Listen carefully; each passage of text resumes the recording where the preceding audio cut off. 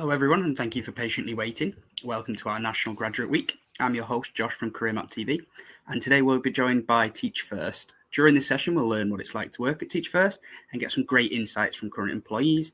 There will be a Q&A segment at the end of the webinar, so feel free to leave any questions in the chat box and we'll get back to them after the presentation. So without further ado, I'll now pass it over to Teach First team to start their session. Off you go, guys. Thank you so much. Hi, everyone. Thanks for joining this afternoon session. So as I said, we're from Teach First. So my name's Alice. So I work as part of the application management team here at Teach First. We're also joined by my colleague, Katie, who also works as part of the application management team here at Teach First. And we'll be telling you a little bit more about our programme, our charity, and what we work towards. And as said, there is an opportunity to ask questions at any point as well about our programme or our charity. So why Teach First exists?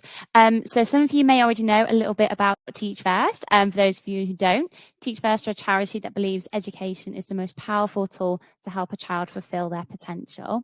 But rather than tell you about it, it might be really great for you guys to actually hear and see what we do. So what we're going to do now is just share a short video about our programme and who we are and what we do. Today in the UK, over 4 million of our nation's children live in poverty. A child receiving free school meals is more likely to end up out of work or education than to go to university. They aren't getting the opportunities they need to succeed, in school or in life, because they have bigger hurdles to face. It's not okay, and we are here to change it. We are Teach First. We're a charity that believes education is the most powerful tool to help a child fulfil their potential. When your potential is defined by your postcode, education is the only ticket to a brighter future. It opens doors, ignites passions, and builds confidence. We are a connected movement, working inside the classroom and beyond to give our children the opportunities they deserve and to speak out on the issues holding children back. For over 20 years, we've recruited and trained more than 16,000 teachers and nurtured school leaders. Teachers and leaders who've helped the pupils with the fewest opportunities get the grades they need to chase their dreams and to leave school with the confidence, tools and knowledge to build the future they want. We've improved the life chances and choices of more than 2 million pupils. But a brutal pandemic and cost of living crisis have wreaked havoc on children's learning. Gaps still exist and inequality is rife. The struggle is far from over.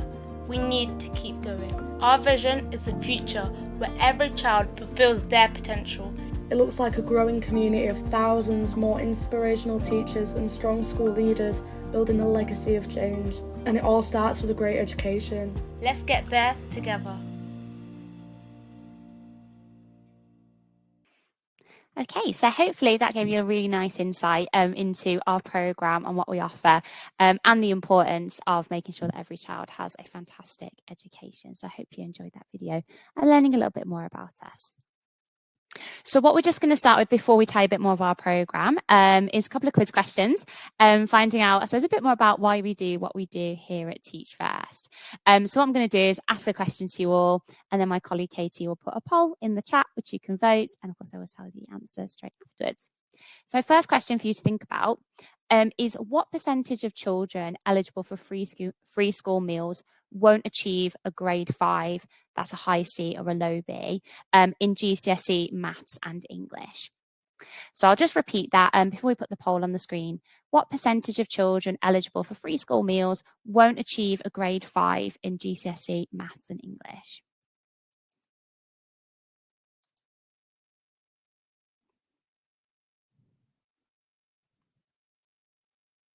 So I'll just give you guys a moment to vote.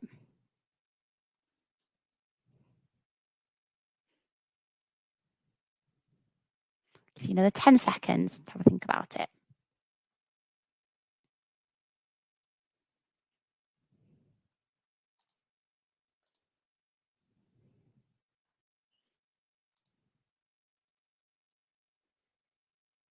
Okay, well, thank you for taking part in that poll. So the answer is 78%. So I know there's 33% of you that voted, 78%. So well done. Yes, so 78% of children eligible for free school meals won't achieve a grade 5 in GCSE, English and maths. For those of you who might not be familiar with free school meals, children are eligible for free school meals if their parent or carer receives a certain level of financial support from the government. So again, hopefully that really shows you the impact of the work that Teach First do to really support all those children having a great start and a great education. So my next question, and we'll do the same thing as we did last time. How many pupils from the poorest postcodes do not pass GCSE maths? So is it A, 1 in 5, or B, 2 in 5? So I'll just repeat that again. How many pupils from the poorest postcodes do not pass maths GCSE? So I'll give you about 15 seconds to vote.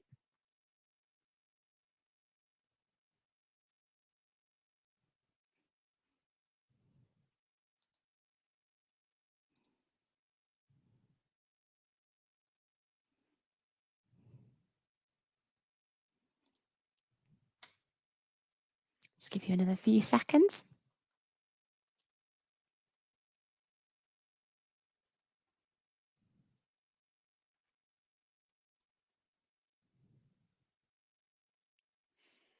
Okay, so thank you for those who took part. So the answer is 2 in 5. So you can see the majority of you got that correct, so well done. So 2 in 5 pupils in the poorest postcodes do not pass GCSE maths, which when we looked at it equates to 38%. So 38% of pupils in the poorest postcodes do not pass GCSE maths, which is actually nearly twice as many of those from the richest postcodes, which is around 20%. So again, hopefully really see that impact in educational inequality that is going on in this country and the impact you can have by joining Teach First. So the last question is actually just going to be for you to put your ideas into the chat box, which you should see on your screen. So my question is, what percentage of doctors do you think come from working class backgrounds?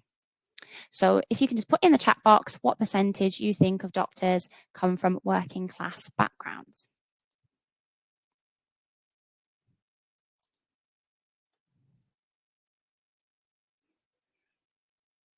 So I'll give you about 30 seconds just to put your ideas into the chat box. So it won't be a poll this time. You just put your ideas in the chat box.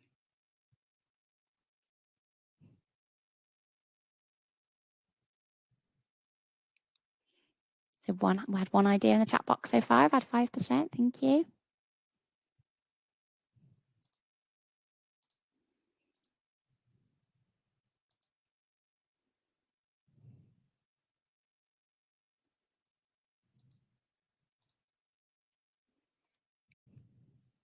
Got some good ideas in the chat. I'll give you another 10 seconds to have a guess of what you think the percentage is.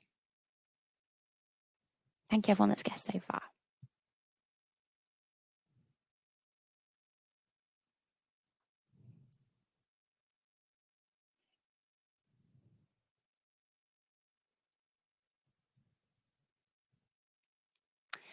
Okay, thank you for those who've guessed in the chat box. So we can see a really big range in there. So thank you very much. So the answer is 4%. So I think a few of you got quite close to that. So well done. So 4% of doctors come from working class backgrounds. So again, hopefully you can see from that video and those statistics that we've just shared on screen, the extent of that educational inequality that so many young people are facing. And then hopefully you can find out a little bit more about our programme and the impact you can have in counteracting that. So we're just going to move on to our solutions. So essentially what we do at Teach First, our programme. And I'm just going to hand over to Katie to take you through the next few slides.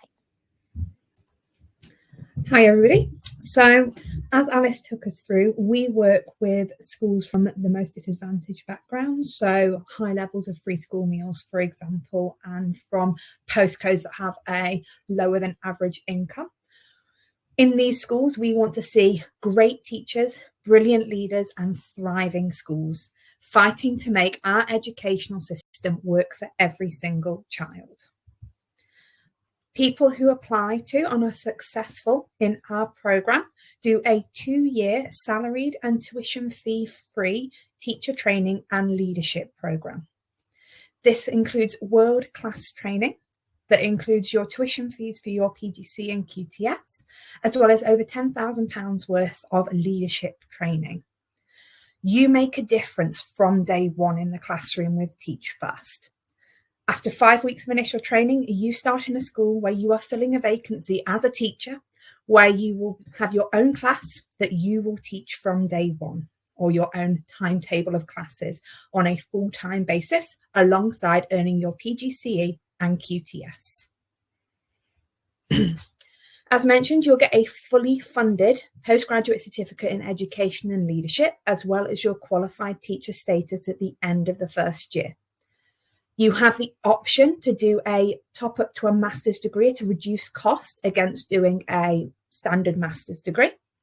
You earn a salary while training. So while you're unqualified, you are earning a salary while you teach in the classroom. You get invaluable transferable skills that are not only used in the classroom, but beyond the classroom as well. You have an incredible support network from both your schools, from Teach First, and from our huge network of ambassadors. And we have connections to corporate partners that you can either work with to build skills, or that some of our trainees go on to work with after the programme. Alice will be covering more about our corporate partners later. In terms of entry requirements, so if you would like to do the Teach First training programme, you will need a 2-1 degree in a relevant subject to what you would teach on the programme. For some secondary subjects, we can accept a 2-2 as well.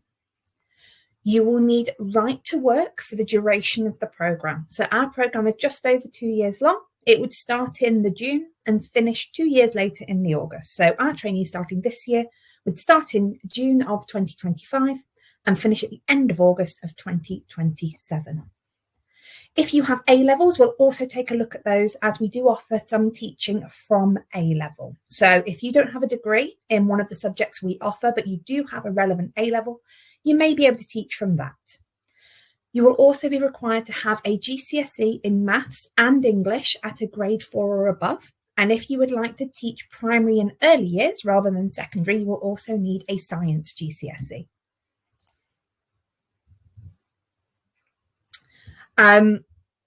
Luke, we are coming back to questions at the end, but that's actually a really good question, so I am gonna answer it now. So Luke's asked what a degree in a relevant subject is. So we offer a selection of subjects that you can train to teach in, such as science, maths, English, history, RE, modern foreign languages. So a relevant degree would be a degree related to one of those subjects. If you would like to apply, it's a 2-step process. Number 1, an online application form where we collect information about you, your qualifications, as well as a situational judgment test and some competency-based questions. If you pass the online application form, you'll be invited to a selection day that we call a development centre.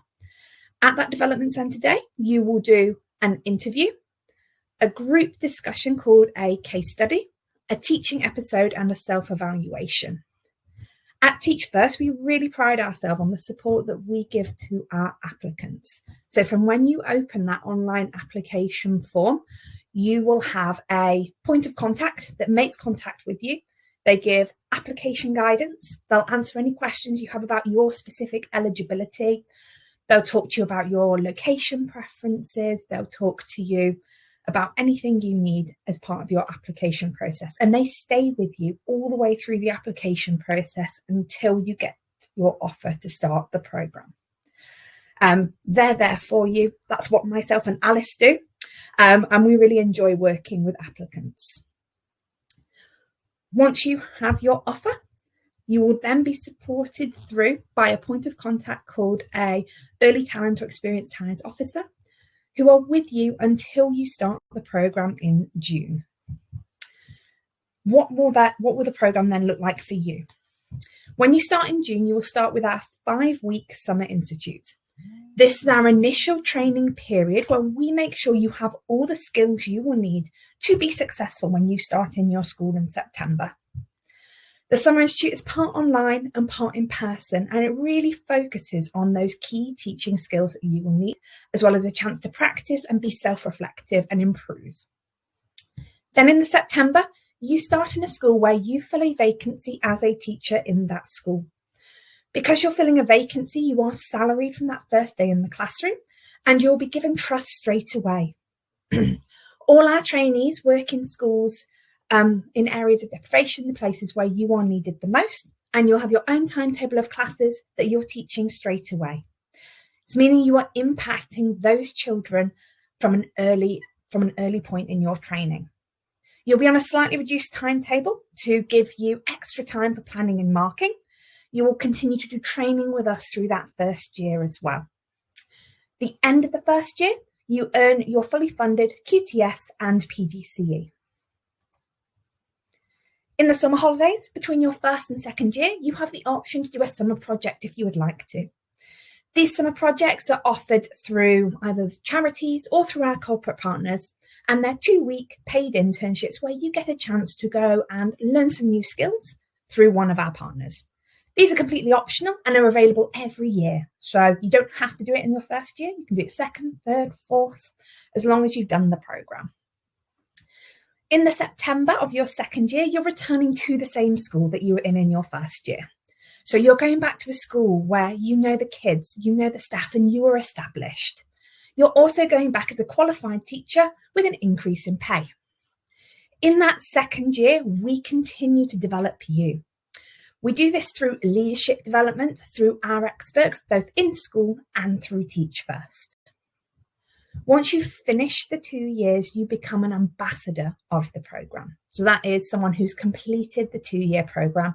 And Alice is going to give us a few examples of some of our fabulous ambassadors in a moment. I myself did this programme, so I'm an ambassador of Teach First. I did 2 years of teaching science in a school in Derbyshire in the East Midlands. It can sound a little intimidating going straight into a classroom in the September, especially if you've just finished your degree. I want to assure you from my own personal experience that the support that Teach First offer really helps you to do this and helps you to succeed. You essentially have a triangle of support around you. Number one is your mentor. They're an experienced teacher in your school. They are there to support you day to day with your development within that school. You'll have weekly catch-ups with them. They coordinate your development. You will also have development leads. These are experienced teachers who work for Teach First. You will have a PDL, a professional development lead, who looks after your general teaching skills, as well as your leadership development.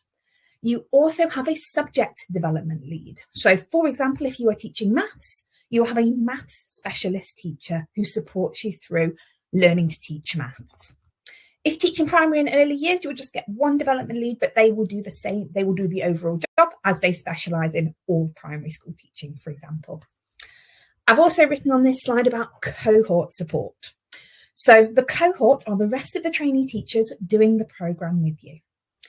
We place over 1,000 trainee teachers a year, and often you end up with multiple Teach First trainees in the same school teaching different subjects.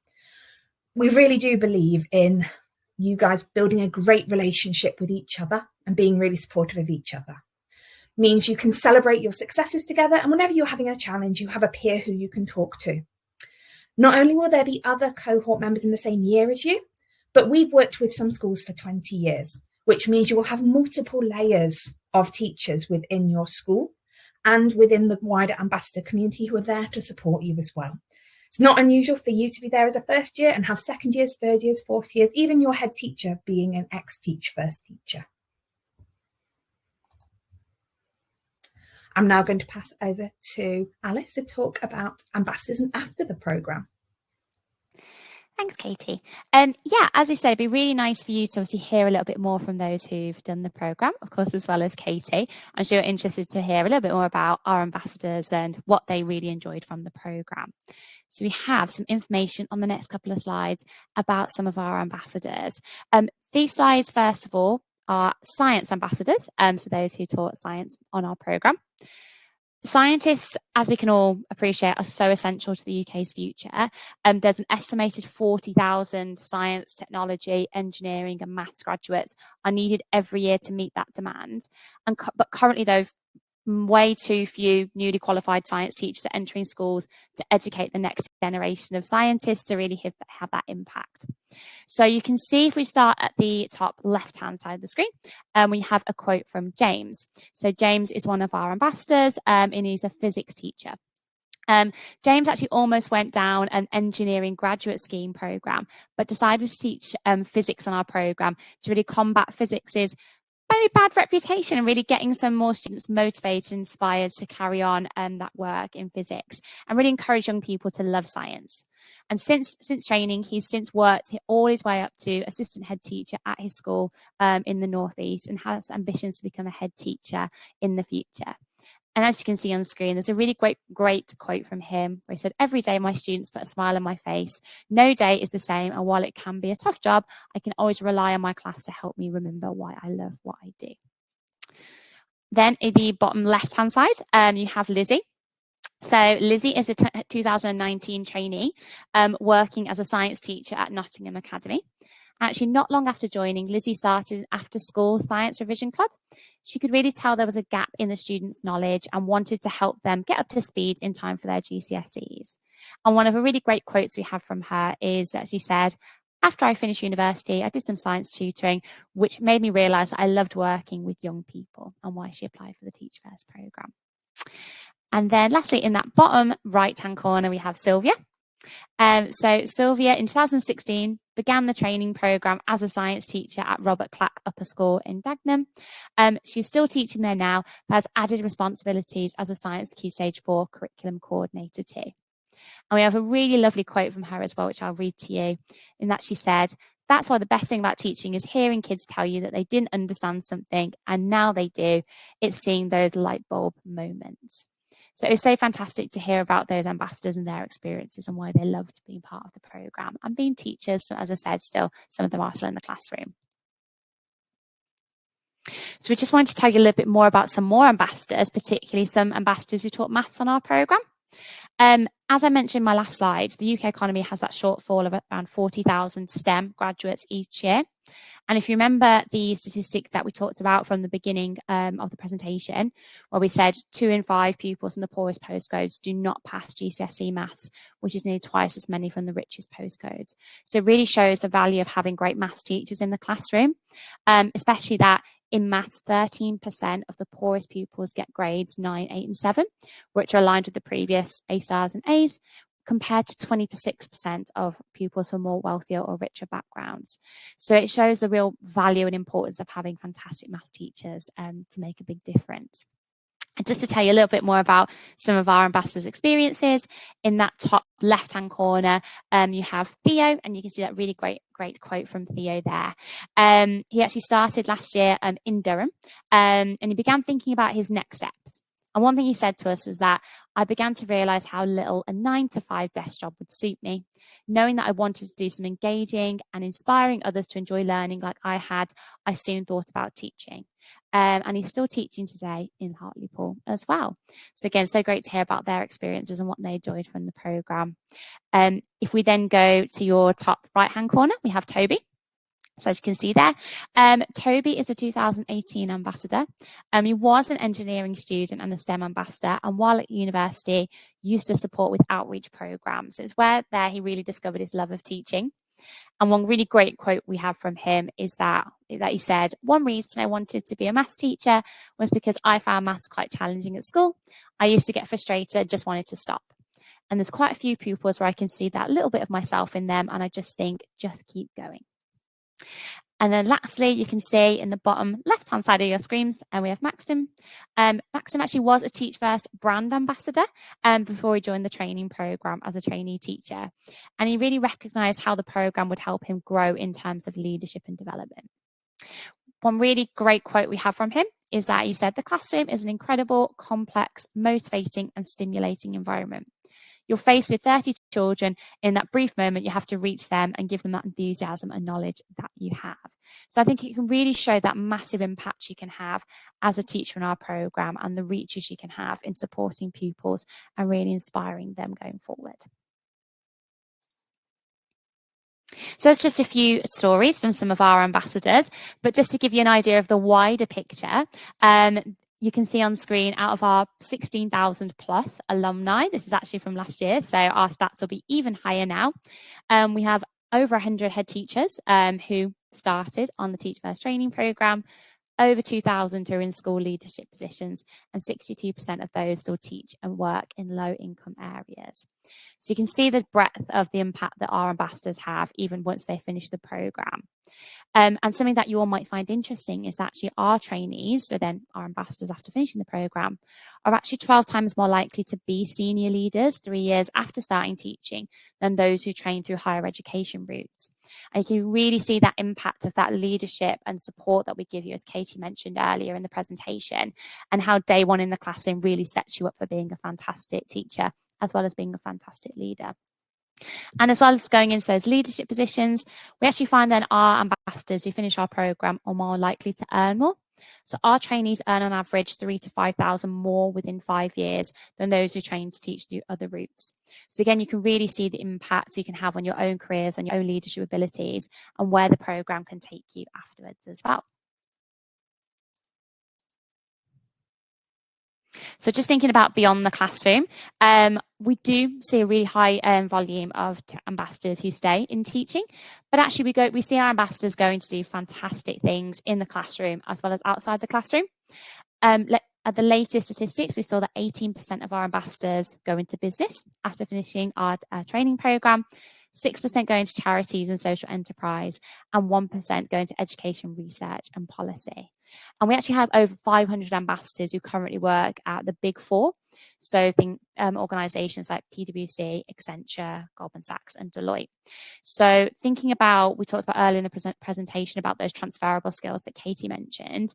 That is the fantastic thing about the program, is it sets you up for being a teacher, but a leader, and it can really support your career and take you in whatever direction you want to go into in the future, whether you do see yourself teaching long term or you see yourself going into different careers afterwards.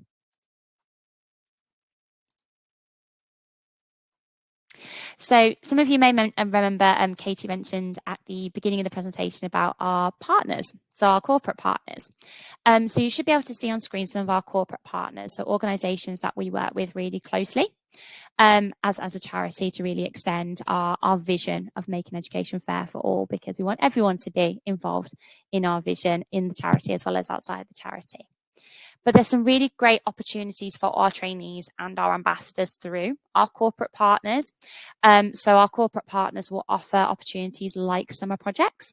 So our summer projects, as Katie referenced before, is where you have the opportunity to apply to complete a summer project with one of our corporate partners, either whilst you're on the program or even afterwards as an ambassador as well. These summer projects are exclusive for Teach First trainees. So it really is a great addition to your CV. It's a great way of you seeing how the skills you're learning in the classroom applies outside into other industries. Equally, how you can think about taking that industry experience back into the classroom as well. Some great benefits there. And as well as summer projects, you have the opportunities to have a coach and be mentored as well, whether that is someone in the charity sector or outside through our corporate partners as well. So if you want that guidance of where you want to take your career, we can support you with that as well at Teach First. And of course, you have access to that ambassador network. So as I mentioned on the slide before, we have that ambassador network of 16,000 plus, which you can have that support from. So wherever you see your career going, you can access support from ambassadors who've been in your shoes, have completed the program, and can give you that guidance and support. So why join the training program? So it's just to summarize everything that we've talked about through the presentation. And we've got it down to, we say 6 really key reasons of why we would recommend that graduates or anyone joins our training program. Firstly, being a part of a movement that will change lives and will change society. Hopefully you've seen from what we talked about in the beginning, some of those really key educational inequality statistics and what we're doing to tackle that. And by joining Teach First, you can be a part of that movement to really make sure that education is fair for everybody. You might see next, challenging role with real responsibility from day one. As we said, you get that opportunity to go straight into the classroom, make an impact from day one with our support and our guidance. But it will be one of the most rewarding things. That's what our ambassadors would always say, is that it's a challenging role, but absolutely one of the most rewarding roles I've ever had. Next, you will see access to professional development and a network of supporters, as you just will have heard about those corporate partners that we have, those opportunities for summer projects and that ambassador network as well. So you can see that we are really invested in you wherever you see your career going afterwards, whether it is staying in teaching or going elsewhere. If we go down to the bottom row, a full-time salaried position for a minimum of 2 years. There are some huge benefits for going down this route. In fact, it is full-time, it is salaried, your PGCE is fully funded as well. So it is that no fees, no debt route into teaching. Next, you'll see skills and leadership development that are widely valued. There's a lot of transferable skills and experiences you can take from our programme, which is really valued across the industries. Some of you who may have looked at the Times Top 100 graduate employer list, and you may see that Teach First are 15 on that list. So you can really see that employers understand the work that Teach First do. They know the value of the leadership skills that you gain from the programme, which makes our ambassadors very highly desirable after completing the programme. And then lastly, I've briefly mentioned this in one of the earlier points, but of course, gaining that fully funded PGCE qualification, which is so valuable, of course, needed to be a teacher. So hopefully you found out a little bit more about our programme and what we do. You can see 1 million young lives on the screen. Our ambassadors have already impacted over 1 million young lives, and this is growing every single day. So this is why we're so keen to have fantastic people join our movement to carry on making an impact on young people's lives. Now, there may be some of you here with us today thinking, yeah, this sounds fantastic, but maybe you're in your first year at university, maybe you're in your second year at university. So obviously looking to gain that experience, not quite ready to join the graduate program, of course, but, thinking about where you see your career going. So for anyone graduating 2026 or later, we have the opportunity for you to apply to complete our student taster program. So it's 2 days for undergraduates to experience the thrill of teaching, but also learn a bit more about Teach First and who we are and what we do. It's a fantastic addition to your CV to have that on there, incredibly desirable for wherever you see your career going. And you get a head start in selection for our training program. So by successfully completing the student taster program, you have a fast track through the section of our application form for our training program, which we can, of course, tell you more about when you do open an application. The student taster program is offered in person and online, and when changing locations each year. There is subsidised travel, free food and accommodation, and actually we find that our student taster program is 100% recommended in the feedback survey that we asked for, that's sent out afterwards. So you can hopefully see that and hear that lots of students have really found the experience valuable. So definitely, if some of you here today are graduating 2026 or later, definitely have a look on our website for our taster program. So last thing, if you hopefully after today you think, yeah, this sounds fantastic, I want to apply for it, you can open an application on our website today and start that process. Your application manager will be in touch soon afterwards to offer that support that Katie mentioned earlier on in the presentation. So to support you with submitting a great application and hopefully doing incredibly well at our development centres as well. We would absolutely recommend submitting an application now, so applying now. We do work on that first come, first serve basis, and some subjects will close earlier than others. So once we find and have enough fantastic trainees for a certain subject, they can close earlier. So for example, last year we had lots of applicants ideally wanting to teach history in London, but applied too late, and unfortunately we weren't able to offer that.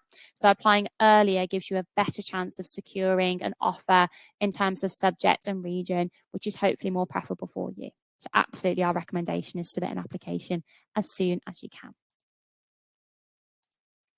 Which takes us to the end of our presentation today. So I hope we both hope you found that really helpful in finding out a bit more about the programme.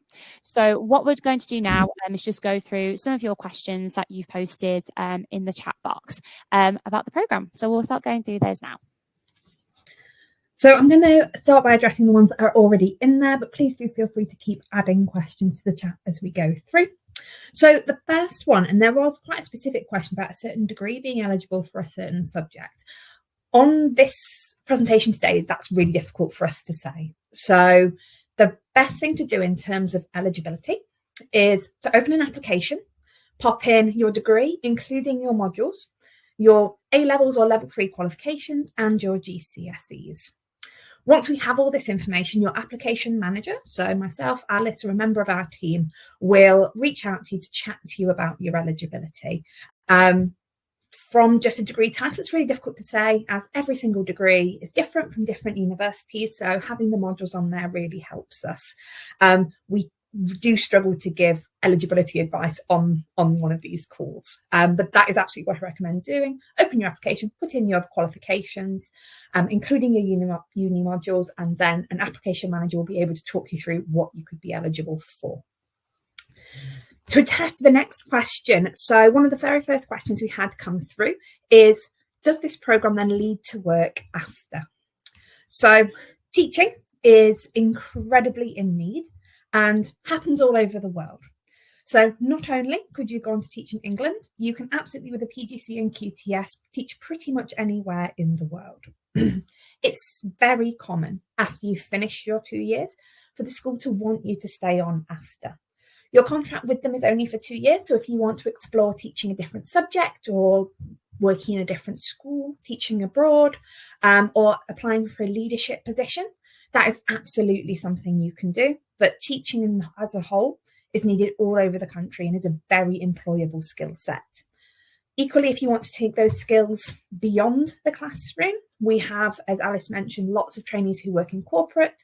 We have over 150, I think it's almost 200 ex-Teach First teachers who work for the charity itself. Equally, we have people who go to work for the civil service and work in education and policy. There's quite a lot of routes that people take after the 2 years. Was there anything you wanted to add with that question, Alice, before I move on to the next one? No, that was brilliant. I think you covered everything there. That sounds great. Fantastic. One of the next questions we got was around, does our programme only work with people from poorer backgrounds? I guess there's two ways to look at this. So anybody can apply for Teach First. It is not just a teacher training scheme for someone who's had free school meals. It can be for absolutely anybody. We, as a charity, aim to work in schools in disadvantaged backgrounds. Now, disadvantage looks a lot of different ways. There's not one way that a Teach First school looks.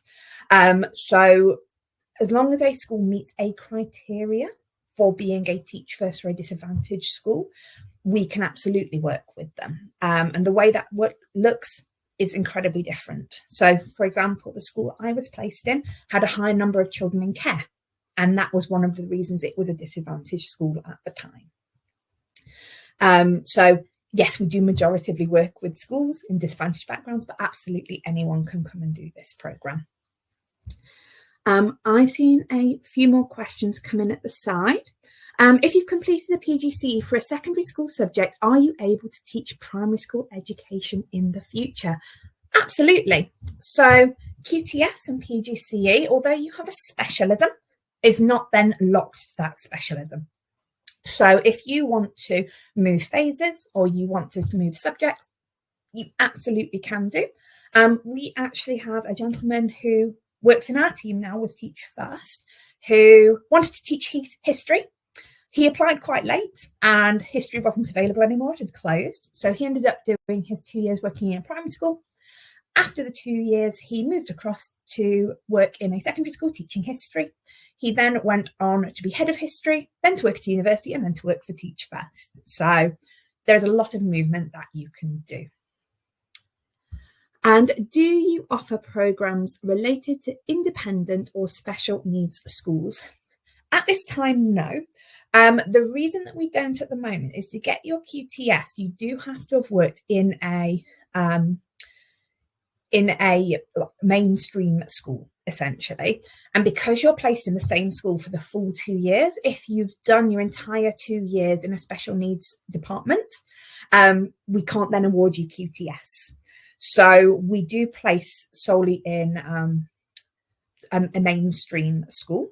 It doesn't stop you then going on to working in a specialism.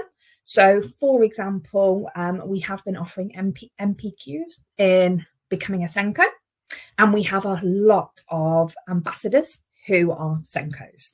So if you are looking to go down that route and sort of specialise into working in a special needs school, that is absolutely something you will have mentorship to do.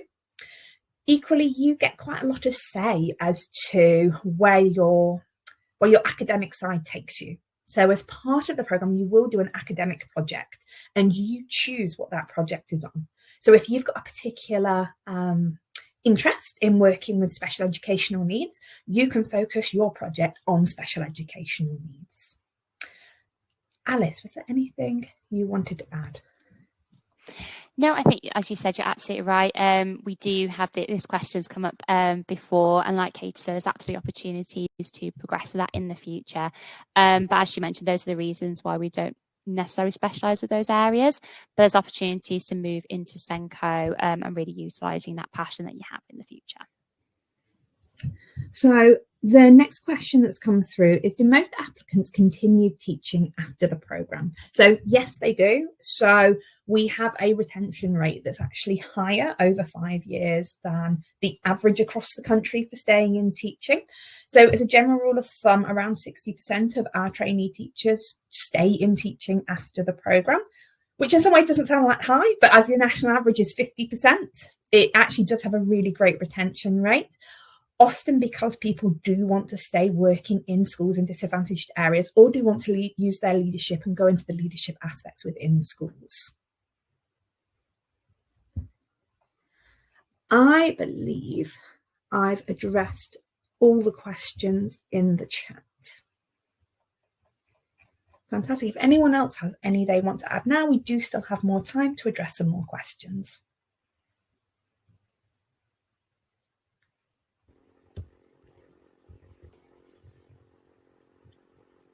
Sorry, I thought I'd just pop back up.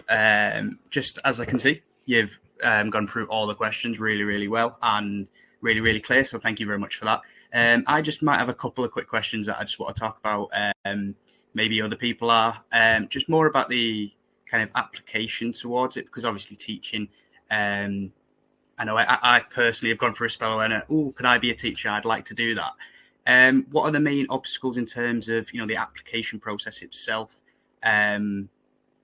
Is there any kind of tips and tricks that you would maybe present yourself as a really good candidate, or maybe some things you should maybe avoid, and that kind of general topic, if that makes sense? Yeah, I don't mind taking this one. So with our application and interview process, we're assessing you against our 9 Teach First competencies that we look for in our trainees. Are the only things that we assess you on. So we feel that great trainees will demonstrate the 9 competencies that we look for. So in terms of doing well through our application and interview stages, successful candidates are ones that have really thought about the competencies of Teach First, why they are important. They've reflected on their own experiences, whether that is from their degree, work experience, extracurricular activities, personal things they've achieved, volunteering, and where they've demonstrated those competencies in the past. So successful candidates, as I said, those who consider those different areas, as well as really thinking about their own understanding and motivation. So understanding and motivation is one of our 9 competencies. So what we look for in our trainees is for trainees to understand our programme, what it is, what it entails, but their own motivation as well. So why they want to not only be a teacher, but why do they specifically want to apply for Teach First? So successful candidates are those that have really thought about that. They've spent that time researching our programme, researching our charity, our vision, what we stand for. And they've really thought about why this appeals to them, and they can really demonstrate that why that research has motivated them to apply for our programme. So those are really key things I would say when me and Katie work with candidates and we talk at interview and development centre stages. Those who are successful are the ones that really think about those competencies, reflect on their experiences, really think about their understanding and motivation. And I think just the last thing to add is that they engage with the support. So mine and Katie's role is very supportive through the application and development centre stages. Candidates that engage with that support are more likely to be successful because they have a greater understanding of what to expect. They know what we're looking for at those application interview stages. They're clear on how to prepare, whether it's for their development centre or anything else. So definitely engage with the support that we can offer, because we do see a difference from those who engage versus those that might not engage in that support. Amazing. I can see that Mia's just popped another question in the chat, so that's really, really good. Do you offer support for stress? As I understand, teachers can feel quite stressed. I think you did kind of allude to it then about that extra support. Just wondering if that ties into that at all as well. Absolutely. So that's a personalised support that you get throughout the programme. So that mentor in your school is there every day with you. They're not in your classroom as you teach, but they are very nearby. I know when I did the programme, my mentor and me were in labs next to each other. So she was literally a knock on the door away from me for me to call on. The development leads as well, they are there to look after you. So if you are at any point feeling any mental health concerns or any stress, they are there to reach out to. We like to refer to it as bespoke support. So we are very responsive to your needs. We do look for you to also advocate for yourself. So we don't know if you're feeling stressed if you don't say. So you need to absolutely speak up if at any point you are feeling stressed or are struggling with your mental health. And we as a charity are then there to support you. We also make sure that all of our trainees have access to EAP, which is basically an employee support. So it's a 24/7 number and website that you can reach out to, and it's staffed by professionals, so like medical professionals, psychologists. So they are there to help you, and every single trainee on our programme has access to that as they go through as well. I am going to add in the chat as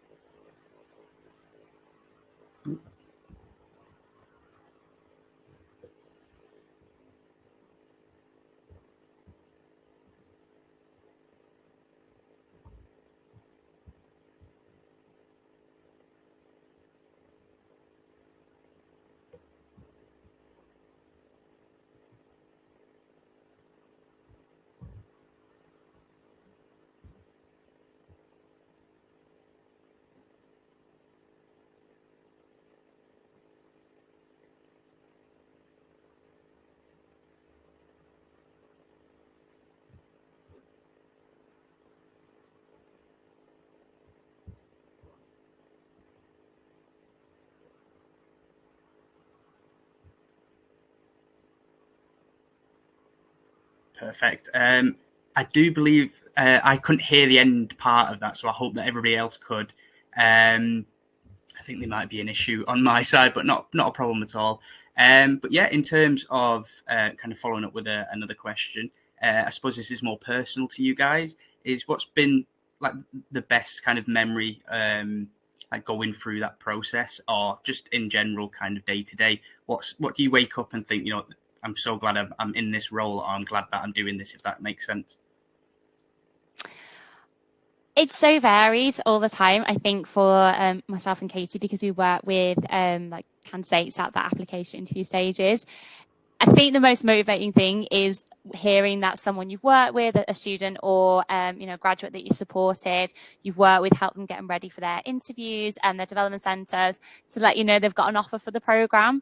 And it's always so lovely to get that feedback of, I've got an offer for the programme, you know, thank you so much for all your support. So it's so motivating to hear that and really see that excitement, hear that excitement from people that they've got a place on the programme. This is exactly what they wanted to do. So that's really, really motivating to really know that, and also know that there's some more great teachers in the classrooms, because me and Katie work with some fantastic students, graduates that we think you will make a fantastic teacher. We can absolutely see you are going to be brilliant in the classroom. So it's so nice to hear about that their experiences and hear them. I've got a place in the program, and it's great for them, but also knowing that, well, there's going to be another brilliant teacher in the classroom in September. Before I start speaking, because I can see in the chat that someone else couldn't hear me either. Can you hear me okay? We can hear you now, yeah. I'm not sure what happened before, my apologies. So in terms of best experiences, so I can give two perspectives on this. One, both as a teacher who did the programme and as someone who now works for Teach First. So really similar to Alice, it's absolutely the excitement of speaking to someone who is really keen to make an impact, to make a difference. It is absolutely wonderful to see people who really want to have a huge impact on children's lives, and they're just excited, and you're kind of joining them through those very early steps of the process, which is just incredible to be a part of. As a teacher, for me, I think it's almost quite similar. So I always remember teaching. I taught lots of different classes, but I always remember teaching. I had a year 11 set, and they were a set 5 of 5. And it was quite a small class, maybe 15 kids who were doing BTEC level 2 science. And there was a lot of people who had a lot of issues outside of school. So quite a few children in that class were in care or in foster care. There was one who was a young carer. They just had a lot of impacts outside of school that really affected them in being part of school. And doing a BTEC science was something that they could come to every single week, and they could achieve part of their qualification. And a group of them came to me at the end of year 11 to tell me that they'd passed everything on their GCSE science, and it had been the qualification that they'd managed to do the best in. And they were just so excited that they'd achieved. And they were telling me about what they were planning to do. So like one was going to go off and be a veterinary nurse. And it was just so wonderful knowing that I had an impact on that class, and I'd really been there for them. And knowing that they were going to take what they'd learned and go on to something and go and do something they wanted to do with their lives. And I'd been part of that journey with them. Amazing. Yeah, so I just was having a little think to myself then as you were explaining that. I was thinking, as I mentioned before, you know, I feel like everybody has that phase where I'd like to be a teacher, or I'd love to be able to help in that kind of education process. But say if I went and wanted to apply tomorrow, but I'm not exactly quite sure what maybe subject or what maybe primary or high school, is there any tools out there or any kind of support from Teach First that I can access, you know, maybe just to help narrow down my ideas and searches? Yeah, so in terms of what you could be eligible to teach in our programme, we definitely recommend opening an application. So first of all, that's what myself and Katie do. So when you open an application, we ask you to start inputting your qualifications. So it's really helpful at that beginning stages, if you can input at least at the beginning your degree title. If you can add your module straight away, that's even better. But even at the beginning, just that degree title, all your pre-degree qualifications, whether that's A-levels, BTECs or equivalents, and GCSEs or equivalents as well.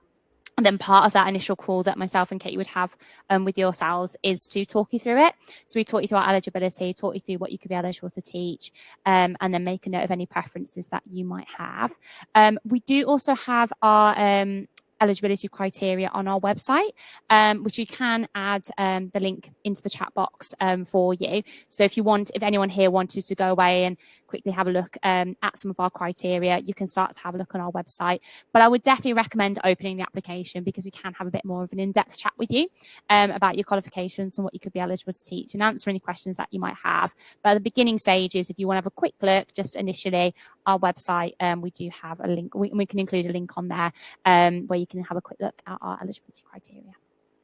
Amazing, thank you. So we do have around 8 minutes left, so please keep those questions coming. In terms of any questions from myself, I suppose I'm more intrigued about kind of the day-to-day. So as you said, you know, you go into the classrooms and you are active, you do have your own class. So are you coming up with the curriculum yourself, or is it more of a guided curriculum where you can add and take away kind of bits, you know, to suit your maybe teaching styles or any kind of thing like that, if you understand what the question I'm trying to get across is? Yeah, that's a really good question, because it can be really hard to visualize what it's like. I know one of my concerns when I applied to be a teacher was that I would just have a textbook. And by the end of the year, the kids would have had to do the whole textbook. And I was like, how do I even start planning that time? You will generally find, and every school is a little different, but that almost every school will have a scheme of work that tells you what you have to teach the classes each week for the whole year so that you can get from the beginning till the end. And there will be learning objectives to get through. Some schools will have ready-made like PowerPoints and worksheets ready to go. I know my school did, and they were shared with me in the summer before I started, so I had some time to go through them. I got quite a lot of flexibility in my school to tweak mine. So if I saw an activity and I didn't like it and I'd seen a better one I wanted to use, or I had a different idea, I had the freedom to do that and to change that. Equally, if I looked at it and thought, that's not right for my class, so you might find you have a really advanced class where you actually want to push them further, or the way you have a class where they need to have a little bit more time on something, you do have the flexibility to do that. In terms of what your day would look like, as a secondary school teacher, I taught an 80% timetable. So of a 25-hour week, so teaching week, so like 9 to 3, Monday to Friday, with 5 1-hour lessons a day, I taught 17 in my first year, which meant that I roughly worked out with 1 or 2 frees a day. It didn't quite work like that. Every fortnight I end up with a whole Friday off randomly. Works very well for me because I like to just sit and do all my planning in one go. I know other people would hate that, but it just varies. But you have a few extra frees a day where you can plan and do marking, and you might find that you're teaching 3 or 4 lessons a day. It looks a little bit different if you are teaching primary, because in primary you have one class that you take all the way through rather than teaching a year 7 class, a year 8 class, a year 9 class. With primary teaching, our primary and early years teachers start on a 60% timetable. So you probably find you have 4 half days off for planning and marking a week. And as you go through the year, it gradually increases so that you're at 80% like the secondary school trainees are. So a bit of extra planning and marking time that you'll do, teaching a certain number of lessons a day, probably 3 or 4. And you'll be doing your PGCE work alongside that. So there'll be certain days where you come out of school to learn with the rest of the cohort. But that's essentially what your days will look like. And there's quite a lot of support to make sure you have your lesson plans ready. But there is some onus on yourselves to tweak those lessons and ensure you are ready for the lesson. Perfect. Amazing. So we still got a little bit of time. I'd ideally like to use this time, just to get some kind of closing statements from you guys, if that's okay. Maybe just a quick,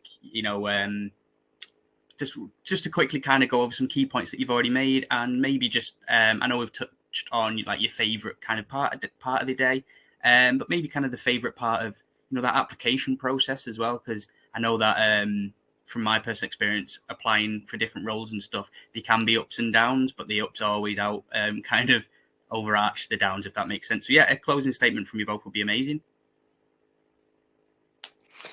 Yeah, I don't mind going first. Yeah, well, obviously, hopefully this has told you a little bit more about our program and what we can offer. In terms of the application process with us, obviously applying for different graduate programs wherever you are, whether we've got a lot of final years with us, whether we've got some graduates here, it can feel a little bit daunting.